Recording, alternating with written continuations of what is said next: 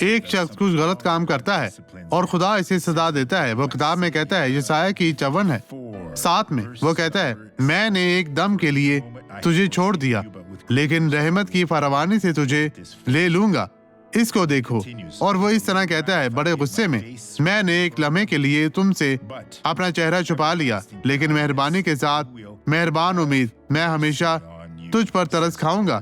رب تیرا نجات دہندہ فرماتا ہے ہاتھ اٹھا کر شکر ادا کرے. خداوند ایک باپ ہے. خداوند مجھے معاف کر دے. خداوند میرے اندر رہنے کے لیے واپس آئے گا اور مجھے استعمال کرے گا. خداوند آپ کو برکت دے. اب یہ گواہی دیکھیں. اس طرح کریں. اب یہ ٹھیک ہے. یہاں دیکھیں.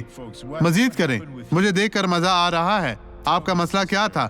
مجھے بتائیں کیا ہوا تھا؟ ٹانگ اب بہتر ہے. کیا اب آپ ٹھیک ہیں؟ جی ہاں. یہ میری ہڈیوں میں بہت درد آپ کا رہتا مسئلہ تھا. کیا تھا؟ درد کے ساتھ؟ جی میری ٹانگیں ہڈی سوج میں گئی درد. تھی. اور آپ کیسی چلتی تھی؟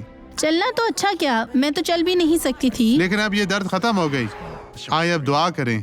خدا میں اس شخص کے لیے دعا کرتا ہوں. میں ان کی زندگی کے تمام شیطانی عمل کو مفلوج کرتا ہوں.